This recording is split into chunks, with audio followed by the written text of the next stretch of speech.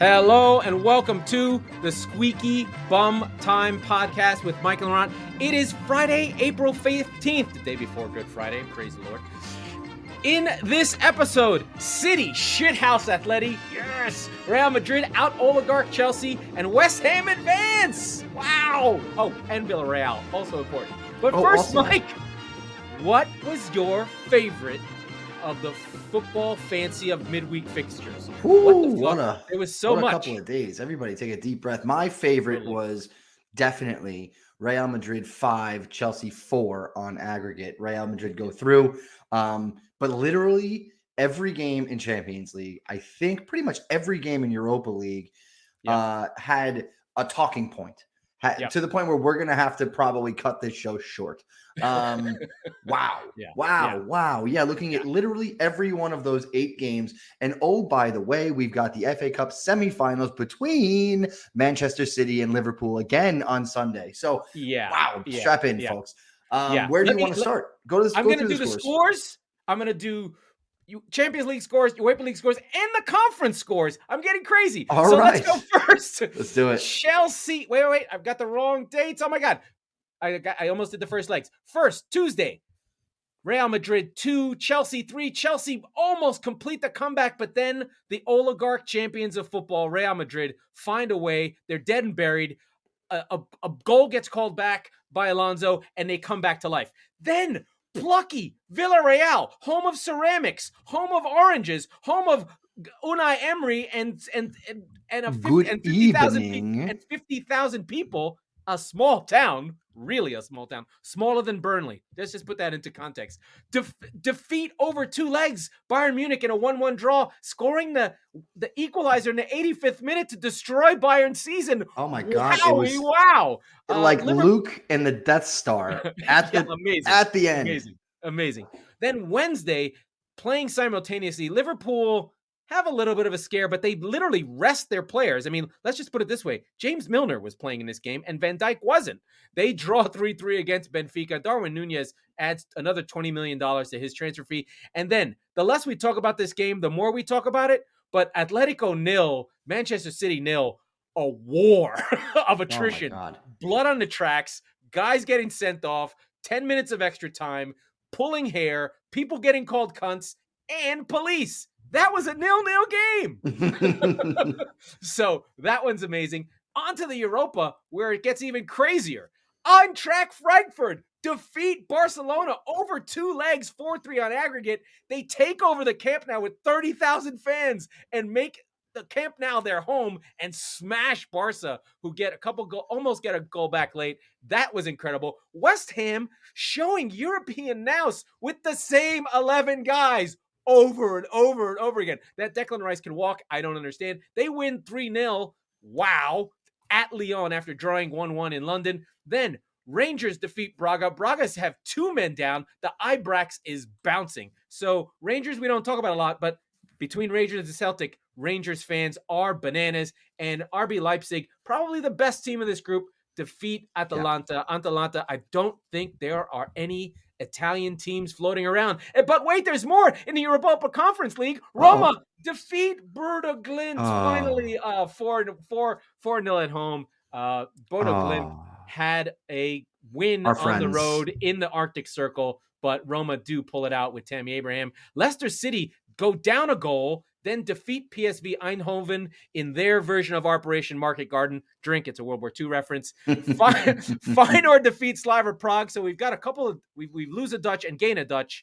Feyenoord defeat Slavia Prague after a 3-3 draw, but then they win 3-1 away. Slavia Prague, a lot of connections to West Ham. And then Marseille and our friend Dimitri Payet and Guendouzi defeat the Greek team PAOK. And that is where we stand. We've got 4 semifinals, an English team in the Conference League, an English team in a friend from the Premier League in West Ham in the Conference League. And in the Champions League, we have two in there too, because Chelsea almost pulled it out. Mm-hmm. Wow, that was a lot. Yeah. And it was so interesting you knew that Chelsea was going to come out of the blocks firing. They were down 3-1 going into the leg, right? So whatever usual Chelsea strategy you would have right out the window, right from Jump Street. You had to go in. They took 28 shots in this game, right? They had 57% possession. They were all over it, and they were up for it. Mason Mount was everywhere. I give him a lot of shit. He was really the engine for Chelsea. And Timo Werner, another player who I give a lot of shit to, albeit fairly, again, really starting to come good for the Blues. He assisted on Mount's early goal. He had what they thought was going to be the winner late. A very back and forth affair. I mean, so only late. I think I would disagree. I think Chelsea completely dominated this game. Oh no, yes. And what has been happening with Real Madrid is they have this way of taking body blows, conserving, where you're watching them, especially in the PSG game, where they get beat. Yeah. And for 15 minutes, a moment happens, and they summon the energy of the collective age of the team. Somehow, Benzema pulls it out, or Modric turns back the clock, or something happens, and the team just finds a way. And even in the context of Benzema getting a goal in the 96th minute of extra time, Chelsea still mustered the strength in the end to almost pull it out. Yeah, sure. But the heart of the oligarch champions. I mean, if there is a Rushmore of football, Real Madrid are on it. I saw a graphic today that showed the 14 different times an English team has won the Champions League / European Cup. We've got the 2 from Nottingham Forest. Shockingly, I don't think everyone knows this, Aston Villa won the European Cup in 1982. Liverpool with their 6, United with their 2.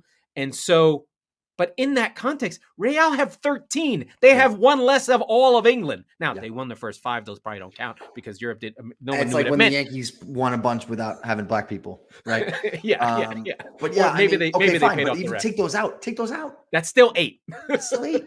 Yeah. So this is the oligarchs of football, Real Madrid, finding a way Proper and going, royalty. You've got to kill them. This is very much a boxing analogy where the champ is not done until he's on the mat and the man counts 10. Yeah. Real Madrid were dead and buried in this game. Then the handball callback on the Alonso goal. Huge. Which in any other century, and I mean football has been around now we're in our 3rd century. In any other century, or any other decade, that would have been a goal because hand is the body. But we now have, in a goal moment, if the hand touches the ball in any way, shape, or form and assists in a goal being scored, it is chalked off. That would not have been wiped off any other time but now. We've certainly wasted enough time on this show talking about controversial handballs in Champions League games between you and me. But a word real quick on this is that let's be very, very transparent about what happened and what almost happened. Had Alonso taken that touch, controlled it, and then passed it to Werner, who was right there, and Werner scored, the goal would not have been a handball. They would have never even looked at it. Nope. And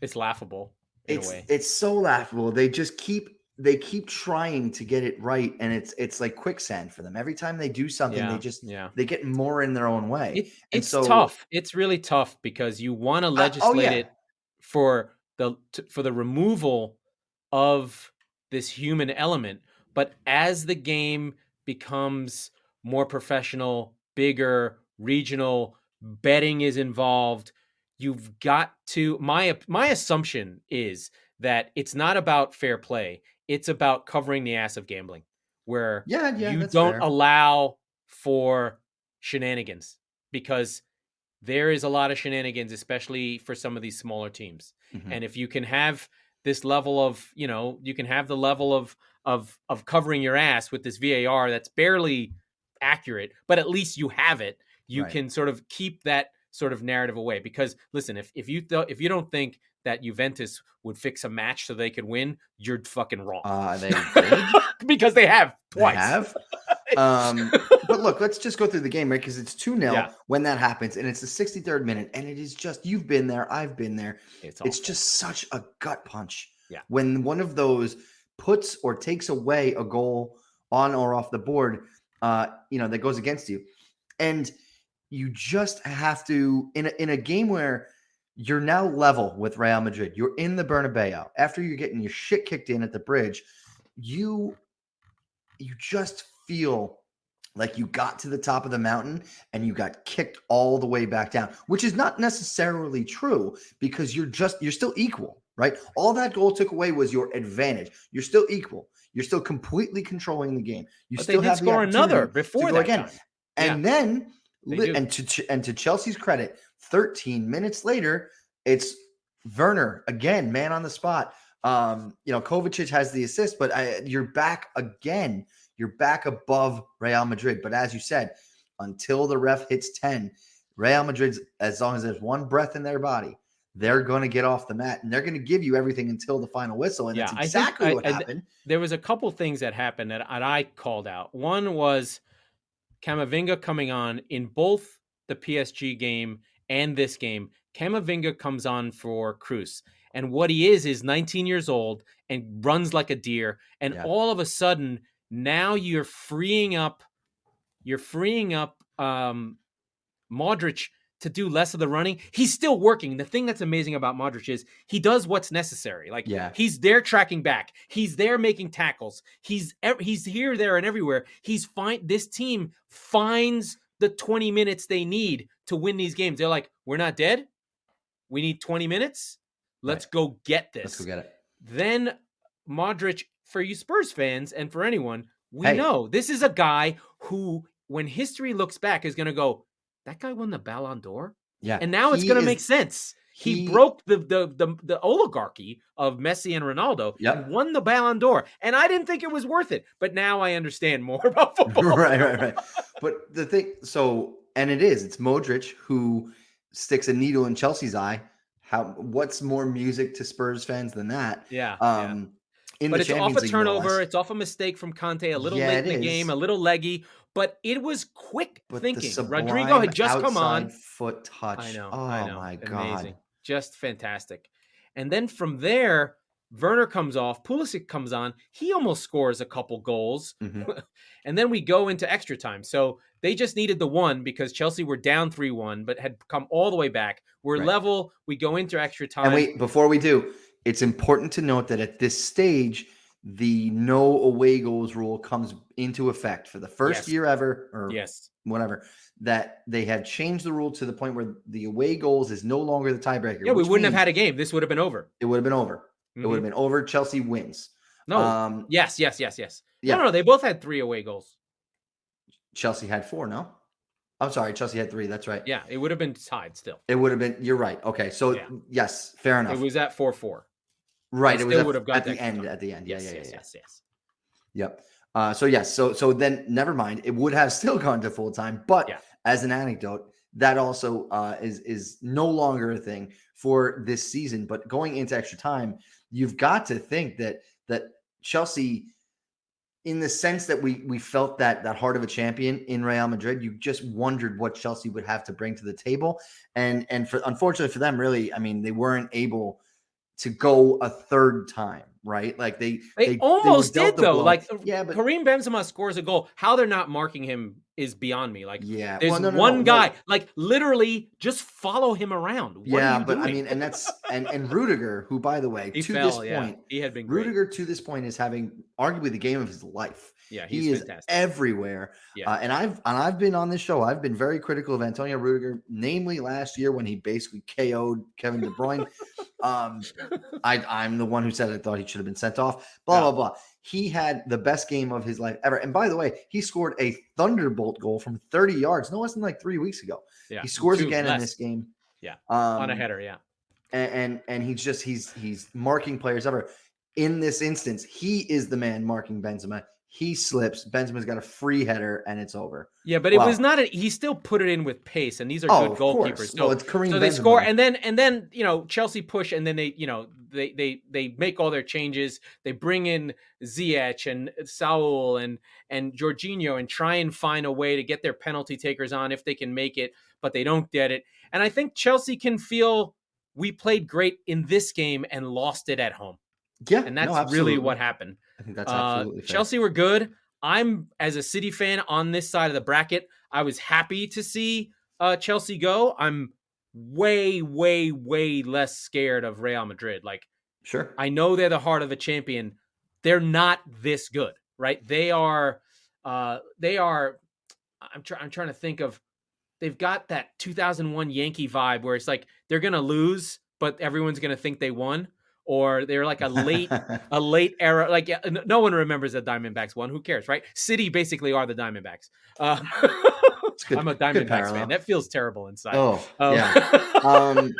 But No, I think that's where they are. Like Real Madrid get a dose and a testosterone shot of the old man with Viagra of, let me tell you who we are. We are this sport.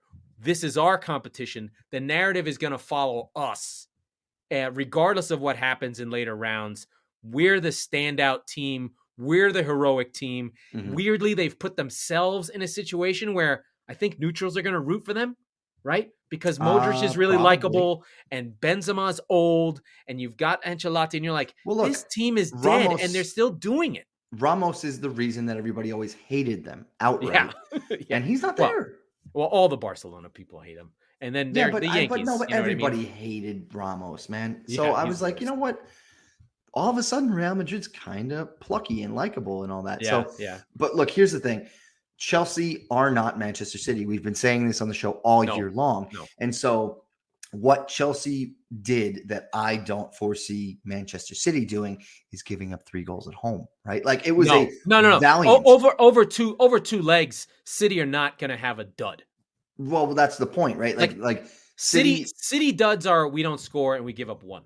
Exactly. And so you have that heroic comeback from Chelsea. I'm not to say that City aren't capable of that. Of course they are. But at the same time, they're not going to put themselves in even as deep of a hole. I'm not going to say that they won't lose the first leg 1-0. I'm not going to say that. It's entirely possible. Yeah, but they won't have to dig themselves that deeply out of a hole. That's sort of a London club thing in the Champions League rounds. Yeah. Where do you want to go, Villareal or then onto the shithousery? We have to. Yeah. Which one? Oh, we have to go to Villareal. And this is another one where, I mean, even more dominant of a display from Bayern. I kept waiting and waiting and waiting. It was actually interesting that at halftime, because I kept tracking it because I wanted to bet on it. Should we just call Villareal Tottenham South? Yeah, sure. South Tottenham? Yeah. Southeast Tottenham. Yeah, I mean, Foyth, Lo Celso. There's like North London representing. Lo Celso. I know Coquelin is Arsenal, but Serge Aurier, North for London, fuck's sake, like, comes on late. Are you kidding me? But no, I mean, Bayern, it is just like pelting them with shots. I think they had like 15 in the first half. But they weren't Funny good. enough, Lewandowski didn't have one. They weren't like, the XG isn't crazy. I mean, it's 1.4 to half. Fine. Right. I wouldn't say that. I think over the 2 legs, you would not say that this was a dominant, like Bayern Munich got hard done.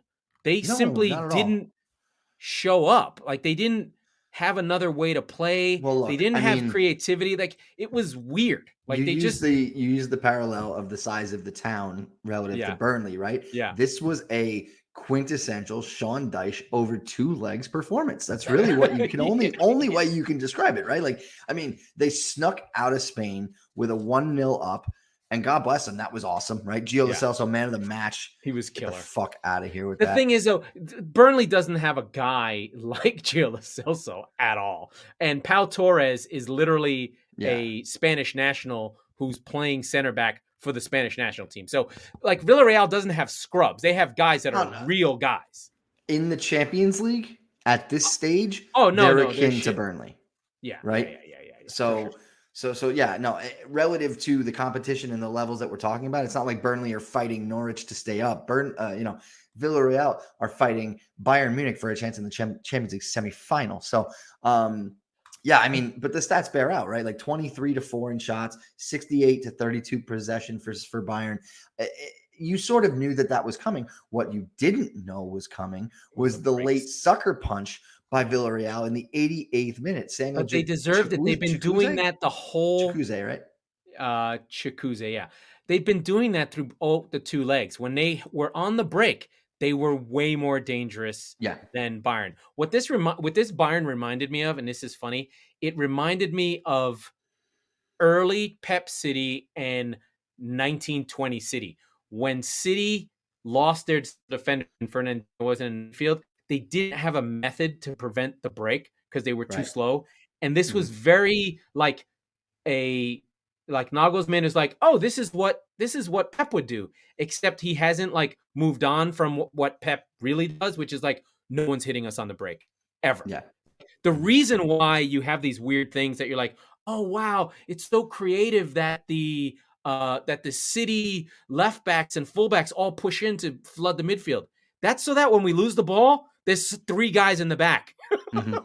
It's so that we're not wide all the time. The attackers are wide. And I don't think that Bayern got that message. So they were getting run on through the middle of the pitch, and the breaks were really strong. That's where your guy Lo Celso comes in. And then the other one is the Bournemouth championships. One of my sons, you know how I check on the championships. Mhm. I knew about Danjuma way before. I was like 15-7 for Bournemouth. He's trying to get bought by Liverpool. Why the fuck is he in Villareal? Now we know why. Because in the first leg, he scored the goals. He was less excited in the second leg because Bayern was like, "Oh, let's stop Danjuma." This is a championship player who went to Villareal for $30 million and is in the semi-final of the fucking Champions League. This Mhm. is if Mitrovic went to another team in Spain and is Ah. now in the final. Like Can you that's imagine? the Wait, equivalent. so Mitrovic is such a English player. He's terrible in the Premier League though. No. Well, but It's he funny. in La Liga, he would have Oh, he'd 15 kill. goals and 6 red cards without question. Yeah. So, I mean, I think it's an Unai Emery special. I think Nagelsmann gets exposed as a 39-year-old coach, and he doesn't either they don't take the team seriously, like they literally openly cheered when they got Villareal in the draw, and that carried on. And they openly were very German, and by that I mean this super honest, like, well, Villarreal, a very small team. We have no problem. We put gasoline in our tanks and roll through the town. And that did not work No. because, as we've learned from Russia and Ukraine, Villarreal is playing the role of the Ukrainians, and they have all the rockets that they could ever need. And Bayern Munich have been, I don't know what they're doing. It's definitely not the army that we expect. They So is got beat pretty Nagelsmann good. Putin then? No, Sort of. he's lower than Putin. He's like one of the bad generals. He's one of the guys that's going to become an unperson on Right. Wednesday. Who's like, oh, I didn't know I wasn't supposed to steal all the money. I Yeah, know we right, needed right. food. Yeah. I didn't know I needed to not sell the oil in the black market. Anyway, that is our Before current event. Current Yeah, event. before we Villareal, get to Bayern City, Munich a joke. quick note on Liverpool and Benfica. It's 3-3. It Yeah. ends 6-4 on aggregate. It's really not much to do. It sounds like, oh, Liverpool got a scare put into them. No, Not they really, didn't. though. No, They they were didn't. in the driver's seat. They were up 6-2 on aggregate. They gave up 2 goals late to draw the match, but to win the tie. So they cruise as expected against Benfica. They'll face Villarreal, which is, as we said about Bayern, the best matchup you could get. You certainly want that over Madrid or City. But Here's the yeah, I other thing. mean, Liverpool did 9 changes from of the course, City game, right? of course. 9. City don't have 9 changes to make, right? Like none of the back 4. No Well, Fabinho. when you No go Salah. to, No Mane. but when So you go to Portugal and you put up 3 goals, yeah, now I'm not saying that Liverpool are better or worse than City or whatever. What I'm saying is they had they an are easier better right draw. now. They took advantage of the first leg, Yeah, and yeah. as a function of that, they, after a very harrowing experience at the Etihad on the weekend, Yeah. they got to basically say, "All right, foot off the gas on this one a little bit," right? And Yeah, they got more than enough to get through. Their front 3 were still firing. Bobby Firmino was everywhere all of a sudden. He looked like fucking Pele. So yeah, I mean, They more took power their to foot them. off the gas and they get a chance to really go into this FA Cup match rested, ready, and out for blood, right? Yeah. So City, we go to the less talked about this game, the better. First half was much like the first leg, except this time I think Atleti was like, we can't try and do nothing. Let's try and do something. So first half, it looks like Simeone literally played this as the way you would like a an NFL game or a basketball game, thinking about, well, let's dominate this in the fourth quarter, by meaning let's dominate this in the second half of the second leg, and came out in the second half after City didn't score in the first half and just were like, we're blitzing your asses. Yep. And they just take over. City are suffering. City are getting kicked. In the first 5 or 10 minutes of the game, I believe Savic gets a yellow card. No, Felipe gets a yellow card in 24 minutes, nearly decapitating Phil Foden, and and that's the first card. There are no cards in the first half. The next card is in the 80th minute. So you can imagine Atleti at home, there's only 2 cards through the first 80 minutes. Sharpening their elbows. And they are just sharpening knives. By the time this game ends, Walker crawls off the pitch. De Bruyne is out in the 65th minute. Even Bernardo Silva's out of gas because City can't hang. Once Walker comes off, their speed, their tenacity, their Englishness disappears, and it is a war. Fernandinho comes in as the checking line. This is fucking Bob Probert at his best. This is Marty McSorley. He comes in. He's tackling everyone. He's getting behind people. People are running past him, but he's putting in a shift. Then Simeone's like, we're going to go fucking win this game. He brings on Cunha and Luis Suarez and City. When I say from the 82nd minute on, when Luis Suarez came on, this was a battle of attrition. Yep. This was all hands to the pump, City defending for their lives. Something as a City fan, I'm completely unused to. City could not get control of this game. City could not manage it. They were in trouble. They were on the ropes. A better team beat City. I'm telling you. And for all the bullshit that Atletico do, they just couldn't finish. They really couldn't even get good shots on target. There was a great save from Ederson. Then very late on, Savic tries to kill Phil Foden again. He's got a blue bandage on his head. Phil Foden is off the pitch, decides to roll himself back on. Savic then grabs him, pulls him off the pitch. Zinchenko goes flying in. Everyone goes flying in. It's a big war. Savic gets a yellow, but in the melee, in the aftermath of this, Felipe, who committed the first foul, actually gets called for a red. I think it's an accumulation. Who knows what's going on? And I think to Atleti's detriment, this was a bad time to shithouse. City were in trouble. City were the ones wasting time. City were out Atleticoing. They were rolling around. They were holding on to the ball. Right. They were kicking it away. They were standing on it. They were doing all the tricks. I thought one thing that was interesting was that Pep stayed really calm. City players stayed mostly calm. There was an incredible moment where Foden's getting involved in the melee. He goes to Savic with his little wry fucking Peaky Blinders smile and goes, "You're a fucking cunt." And you can see it. I mean, it's clean as day. And Savic grabs his hair like a bitch. It was fantastic. Grealish gets involved. Somebody grabs him by the back of the head. It was awesome. It was literally, it was like incredible. watching like professional wrestling for like 15 to 20 minutes because nothing actually happened, but everything also happened, right? But there were shots. There was this John Stones block off the line. Well, yes, exactly. And that's the thing is that you had 9 minutes of extra time added on. And because part of this melee spilled into some of those 9 minutes, you had 13 minutes after the 90 to survive if you're City. Brutal extra time. Just Ederson, heart and mouth. Yeah. Fear and loathing. Would you say it was a squeaky bum time? Yes, I would say it was. Very squeaky bum time. Yeah. But as a City fan, this is a performance, and the players showed it, that lifts the team. I mean, we can take anything. Now I said we. I never do this. City can handle this. There's nothing that we can't handle. That was about as hostile as you can get. That's Anfield at its worst. When I have seen City collapse and just get blitzed, it's happened. The 4-3 in the first leg, and I think 2018 was like this when City won the league going down the stretch. But City did not fold. They got a key save, which is one of the things that we didn't always get. And then John Stones, he won man of the match. I mean, if a City win a game and John Stones is man of the match, it's now when we call him Johnny Boulders. because he's got big fucking balls. I love that. And that's the bad Mank joke. Johnny fucking Boulders.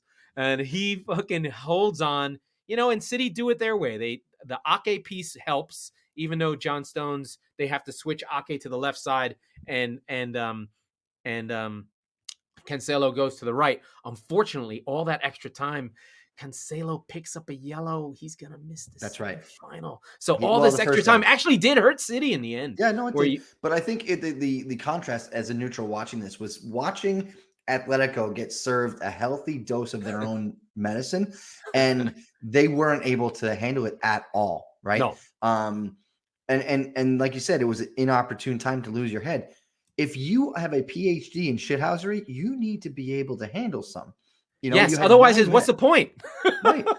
If you can dish it out but can't handle it. And to your point, also, I've also never seen Manchester City be, frankly, served and spoken to like that, frankly, in the last 20 minutes of this game. We suffered, man. Suffered. The weirdest thing is that, have we forgotten, Atletico was down a man the whole time. So you would have thought that at some point that City Foden would blitz down the wing, right? They like were something. Out of gas, there would be an They outlet. were out of gas. They really were out of gas. And it's not what the team is built to do, right? We're not built to suffer like that. And that's why you had Ake and fucking Fernandinho come on, because City were then able to sort of play defensively, even though they really didn't have a way to really handle it. They did have final shots there. I thought, Gundogan shot one that almost that was a massive save by Oblak, and Mahrez had one blocked as well. But this was a big game for City. And now we get to go back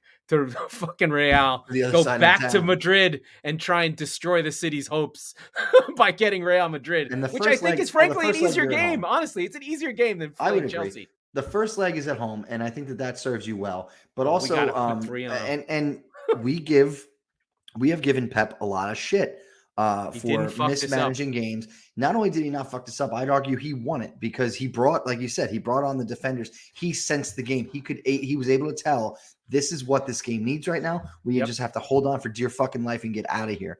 And they did. They were successful in doing that. So and they had the goal. So even if they gave up one, they probably would have just hung on. I just loved seeing Fernandinho, who is a massive servant of the club, one of the City greats. He's probably just below statue level, but he takes the mantle from Vincent Kompany. He's not going to renew his contract. He is going to go back to Brazil. He really wants to play, and he sort of said that as almost an underhanded, like, I was so happy to be in this game. It feels great to play. And I think, he wants to get in these games, and he's not been able to, because he's 36 years old, but he is the heart and soul of this club. He is actually he's called the captain by all the Brazilian and Portuguese players. His home is the hub of all the Northwestern Brazilian players. They all go to Fernandinho if they need something. He's the guy who takes care of everybody. When there's a birthday party, he has it. It was a great anecdote I heard on a podcast. And it makes sense, because if you watch the All or Nothing infomercial for Manchester City that's on Amazon, it's Fernandinho who steps up and says what needs to be said when Vincent Kompany isn't around or is hurt, or there is a moment to call a players only meeting. It does come from Fernandinho, and he's loved by City fans. We all love Fernandinho, and he had this special trait of fouling people, picking them up and smiling and not getting calls on him. It's an amazing trait that hardly anyone has. So he's going to go down. He's part of the 2013-14 team that beat Liverpool. He's part of the Pellegrini team, and he's going to be, again, he's beaten Liverpool now 3 times, and he's going to do it one more time. There you go. Is that a segue into the FA Cup semifinal? I think that might be a segue into the FA Cup semifinal. We have to do this again, friends. Last Sunday, we sweated through 2-2 at the Etihad. I always want to say Emirates. We do it again. It's a neutral site match at Wembley. I don't know that really works to either team's advantage. It works to Liverpool's advantage because they have way more fans. Yeah, but it's not Anfield. So it's not Anfield. That is true. They won't throw bags of shit at the bus. Right. I actually was at a Liverpool Spurs game at Wembley, and there were a lot of Liverpool fans in the sections they should not have been in. So yes, to your point.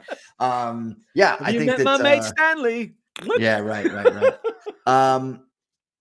I don't know. Like you said, Liverpool were able to rotate a lot, so I think that going into this, It's advantage Liverpool. It is advantage Liverpool going into it. I don't know what City's going to look like on Saturday. Actually, I think Pep tries to put the best team he can out there.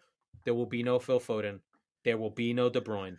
There will be no Kyle Walker. Those are certainly not going to be there. I think you'll see Diaz play. He'll play with Ake.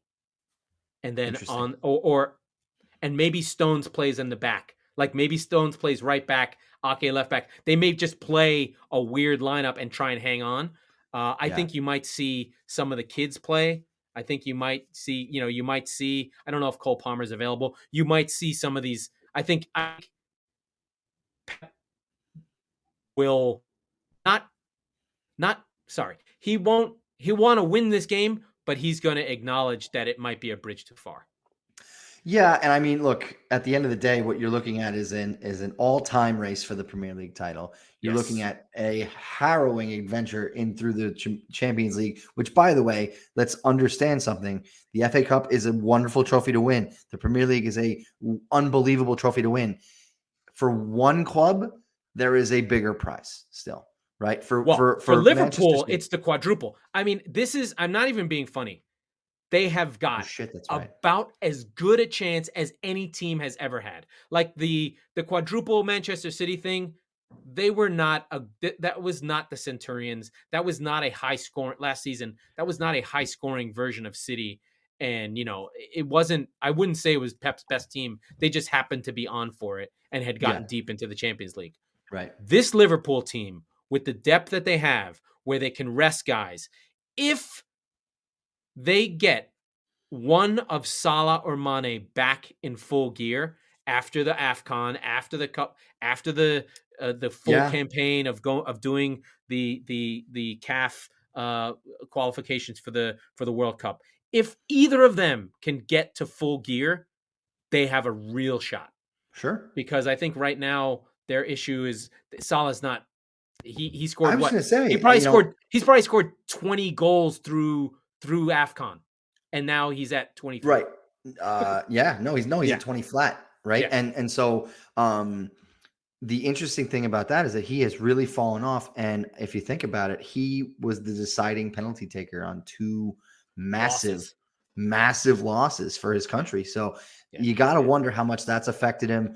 It's not physical. It's mental. It's mental. Can I sustain this? Right. I think there's miles. Yes. Right. I think there's a lot of miles on those legs from previous seasons that are probably still now just starting to catch up to him. But as you said, now he was always able to stave off the physical piece, but the mental piece is really starting to wear on him. And you wonder if he can go again. But the thing is that Liverpool, their infinite wisdom, they were able to bring in Jota last year and Diaz this year. You're welcome.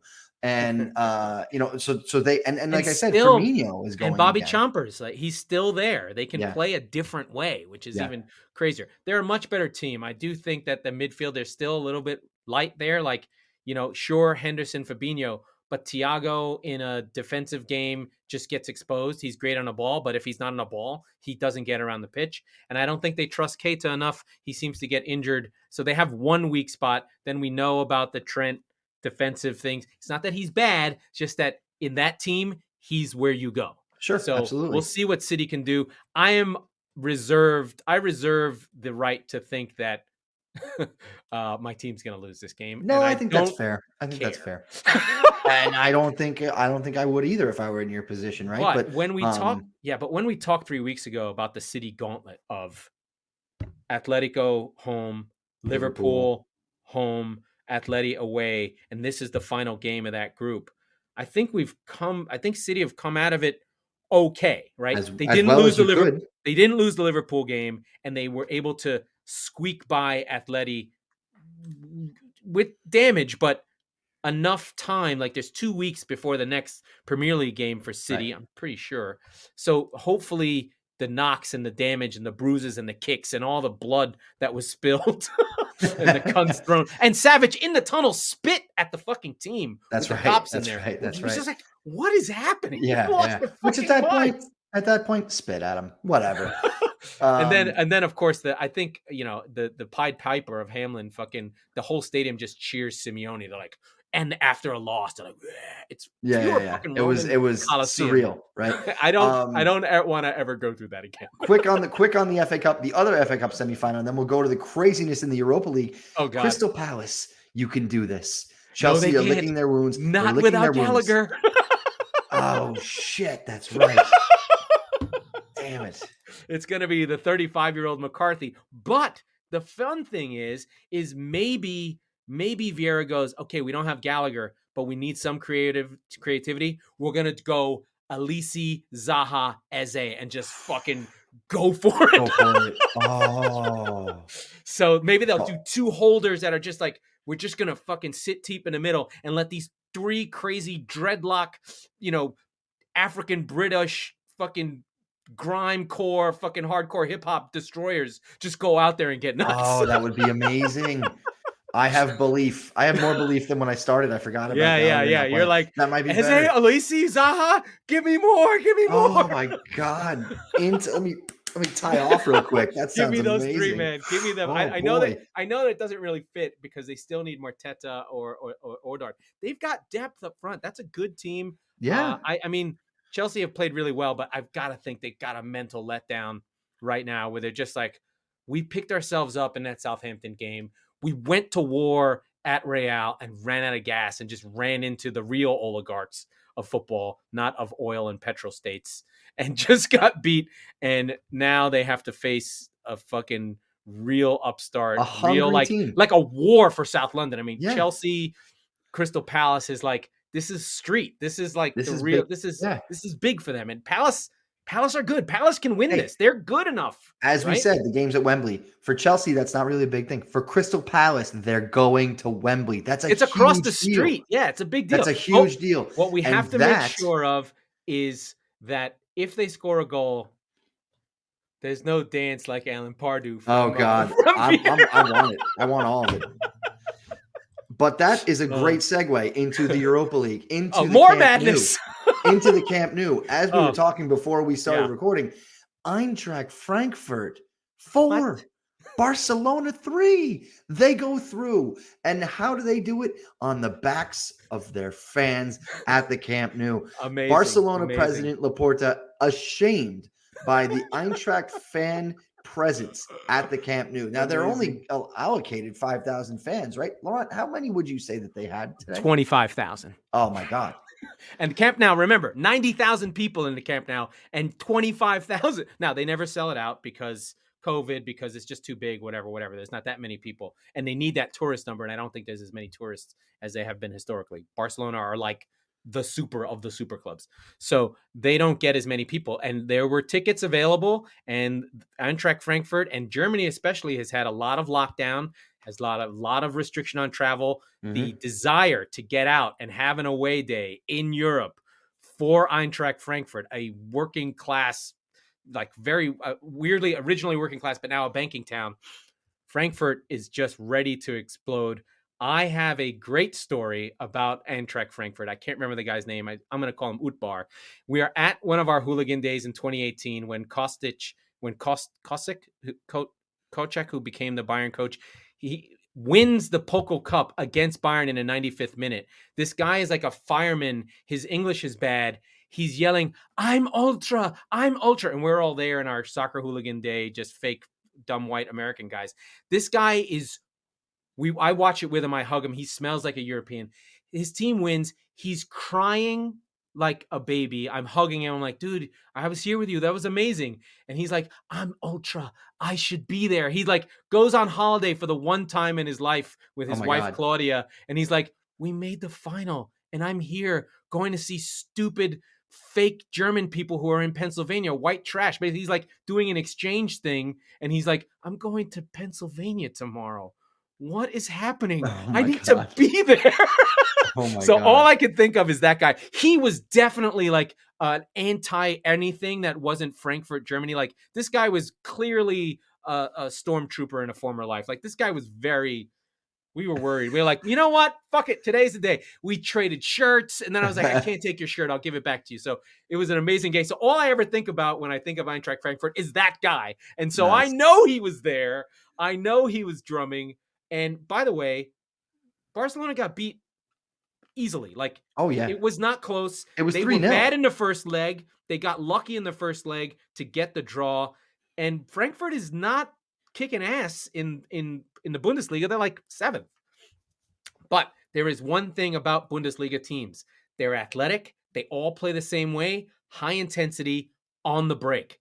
Mhm. And if is one thing that Barca does not like is athleticism and people in their face. Because yes, they want the ball. Yes, they can play it. But their primary holding midfielder is still Busquets. And if you get past him, you're gone. Yep. Because he can't keep up with you. And their He's an defense is aircraft still carrier. Piqué, and it's still Serginho Dest, not a good defender. They're still old. They still have problems. When they lose the ball, they are in trouble. And the breaks by Frankfurt are fucking incredible. There are really good goals. That flying down the wing, like nice touches, back out to the other guy who makes the run. They just beat Barcelona with no problem, especially when they had 25,000 of their own fans in the Camp Nou. You have to catch just the sight of the highlights. You can tell. You're like, oh my God, where are we? Where is this game? It's pretty wild. It's a whiteout. They're all wearing white. It's amazing. Yeah. And so they're through to the semifinal. West Ham make easy work of Lyon, and our friends from East London are in. They're in the fucking semis. Go! 3 goals, pretty much almost on succession. Craig Dawson, and then Declan Rice and Jared, your friend Jared Bowen, right on friend, one of my sons from the championship. Each side of halftime, and they're away. They're gone. In the first leg, Tanguy and Ndombele had a great match and scored to get an equalizer for Lyon and kind of bring them equal. But there was just nothing to be done today. So full marks to the Hammers. So West Ham, one of the more famous supported clubs, more famous for the ICF, more famous for Green Street Hooligans, more famous for Cass, the famous British African. He's English, but he was a black guy from East London, famously had a biopic about him, more about the hooliganism, but West Ham represents something deeper in British football than any other team. They're the Academy of Football. Half of their team was in the 1966 World Cup squad. Yes, they've never won the championship, and this is the furthest they've gone since 1976 when they were in the Intercolo Cup, whatever. But what we have to keep in mind is think of the Bowery Boys of television from 1950. Think of it staying that way forever, and think of there being a team from the Lower East Side, and that's what West Ham is. Yep. But if there was a stadium in the fucking collect pond where the 5 points met, that is West Ham if the Chinese had never showed up and it was still Irish. That is what West Ham represents. They are the streets of the streets. Like, it's hardcore East London, like the real deal. They have a rivalry with Millwall, which is not a football game. It is a nice It's just fight. a brawl. Yeah.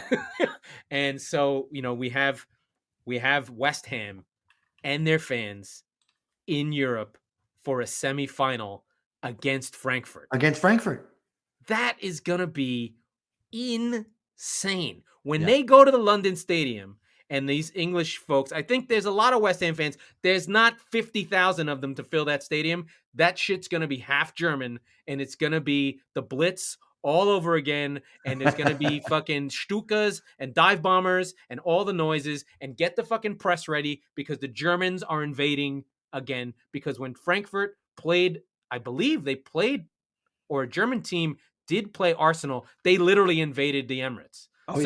It happens. The Germans have really good support, and they're very wealthy because they have a well-run country. So they travel and they don't care, and they have days off because they have unions. Anyway, we can argue about that another day. But they will be there. They will be there and in force. So we have Eintracht Frankfurt, who we went through against Barcelona. We have West Ham. I mean, these are great supported teams. And then we have more class on the other side in RB Leipzig. A hated team mostly. I don't think anyone loves them too much. Dispatching our beloved Atalanta, which creates Well, you mentioned Roma in the Conference Oh, I League. forgot about guess Rangers. Excuse me. Rangers. We'll get to Rangers in a second, but there's now no Italian teams left, and I think there was only one in the semis Yeah. of either competition. Yeah, So they've been suffering. The league real is tough really year for having the a hard time. Italians. Yeah. But yeah, I mean Leipzig gets through 2-0, 3-1 on aggregate. But so they'll be facing Rangers, who snuck past Braga with a 3-1 win today. I mean, they were down 2-0 going, or 1-0 going into this leg, right? So yeah, but you knew at the Ibrox, if you want to talk about fans traveling well, there's no way that Rangers will, if they draw in Leipzig, they're winning at home. I don't care how good Leipzig are. Yeah, there's no way the Germans are ready for fucking Ibrox night games against Rangers. I think you have a very good chance of a final being like Rangers versus West Ham. I think the thing that's interesting about this is I don't think that was Eintracht Frankfurt in the Champions League and dropped down. I'd have to check. No, they Frankfurt never was were. not. Leipzig was, but Frankfurt was not. So here's what you have. You only have one team that dropped from the Champions League making it. That never happened. Into the semis, yeah. Yeah. So there's only one team that's really supposedly better than these teams. And Leipzig had a coaching change midseason. Our friend Jesse Marsh, who's doing well with Leeds, our buddy, coach. Friend of the show, Shari, actually had the point where he was like, that coaching change was the rare good for both sides because Leeds, Jesse Marsh landed on his feet with Leeds, and he's brought them from back relegation to safety, maybe. And RB Leipzig have turned their season around as well. So it's a very interesting dynamic that it worked out both for Marsh and for Leipzig. I mean, of the four teams, you've got three that have like historic blue blood, like of the if it's not the aristocracy, it's definitely the princes and dukes of football. Your Eintrachts, your Rangers, your West Hams. This is a Rangers team that has the DNA of a team that went undefeated just 2 years ago. So it's not a bad Rangers team. Yes, most of them are championship level players. There probably are a couple who might get out of that. But I mean, it's Kenmare Roof. I mean, this is not a killer team. Sure. But again, really good stuff. Really excited. Europa League. I'll give one quick short shift to the Europa Conference. Go for it. We talked about it for a second, but Leicester are through to a semifinal. They didn't even know this championship existed. They had no clue. And they're very happy it exists because their season has meaning. We're all looking for meaning. For Viktor Frankl, Man's Search for Meaning, he looked for love within the camps in World War II. I'm making literary references. It sounds funnier that way. But Leicester moved through. They beat Eindhoven. And then Roma and Bodo Glimt's Arctic Circle journeys. They do go home with a great day where they beat Roma 2-1. But Jose Mourinho is going to try and win this stupid fucking Europa Conference League so he can say he won something. Yep, He's going to go hell for fucking leather to win this goddamn thing. Yep. So he's in the semifinal. I don't know what the matchups are. It's Marseille, Feyenoord, Leicester, and Roma. I don't know who plays who. Marseille are very good. Weirdly, a couple friends from the Premier League, Payet and still there, yeah. Guendouzi is like young player of the year in France, which is incredible. But they are cruising. Feyenoord, I don't know much about. Slavia Prague, I only know about because West Ham rated them and has half their players in Kufal and Souček. Yeah. When they got this far, they called Souček to be like, "Hey, you're part of the team." Yeah, that's right. Oh my God. What do we have left? Oh my God, we got 3 minutes to talk about the actual Premier League, which is still going. The good news is we've got Tottenham, Brighton, and literally nothing. So all the big cats are pretty much off this week. West Ham are facing Burnley in a battle of the Claret and Blues on Sunday. But other than that, a bunch of fart noises around the ground. Big one, though, if we let's not give short shrift to our friends at Arsenal. They need this game. If there's a must win for them, they've got to get off the schneid. Get back at Southampton after their 6 getting dropped on them. Now, they are away. They do go away to Southampton. I know all the Arsenal fans know that this is a game they typically yak. They're not in a good way right now. Southampton will be licking their wounds. I'm sure Hassan Huda will have them playing. It looks like a draw to me. This Watford game, if they want to get out of the bottom 3, it doesn't look like they have a shot. But if they want it, they've got to beat Brentford. But Brentford are on a 4 out of 5 winning streak. Brentford's not getting touched. I mean, look, you've got and please knocking on wood when I say this, a healthy Christian Eriksen feeding Ivan Toney, they're going to be miles past Watford, even though it's at Vicarage Road. Yeah, to your point, I didn't mention Southampton Arsenal because I actually have enough respect for Arsenal that I think they'll pull out of this nosedive. To be fair to them, they did. I mean, yeah, they've lost 3 out of 4, right? They've lost to Liverpool. They've lost to a really pesky Crystal Palace team, and they lost a game that by all means they probably should have won against Brighton. So their demise is being greatly exaggerated, I think. They're probably where they should be, honestly. Right. But here's the problem. They absolutely need this game because after this, immediately, Chelsea away, Arsenal, Man United at home, West Ham away, Leeds at home, Tottenham away. Yeah, it gets tough for them. So I do have a take. Are you ready for my take? Go for your take. Go. I think Norwich gets something out of this United game. I think United are fucking completely cooked. Norwich coming off a win. We didn't even get to the story that Cristiano Ronaldo shit canned the idea of grabbing Conte as a coach. Dude, that is coming out of United. It's in the local press, which means it comes from the club. They are just trying to distance themselves. They're trying to distance themselves from that poor decision, trying to pin it on Ronaldo, and they're going to fucking run from his ass. The second they can, they're ditching him. He's not coming back next season. He probably won't even play for the rest of the season. All I'm saying is that team is in complete free fall. They have nothing to play for. They hate each other. They're sniping at each other. There's no connection in that club whatsoever to anything. They're going to drop this game and... Interesting. I think I've got I'll take and I'm going to pray. I'm going to pray that they stand up and show themselves versus Liverpool after they got their fucking teeth kicked in. They're going to go to Anfield on Tuesday. We'll talk about it more on Monday. They have to show up to that game. That is a mandate and a moment that Manchester United will become a watershed. They got to show up in that game. Like there's no, like it is a pride. It is a, are we professionals game? If they get killed by 5 against Anfield at that game, there might be people who can't go back to the stadium.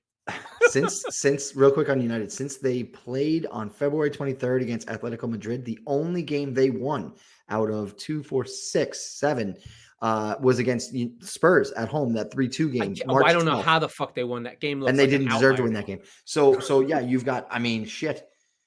It's been a month and a half, almost 2 months where they've won 1 game. Yeah, so it's bad. It's yeah. bad.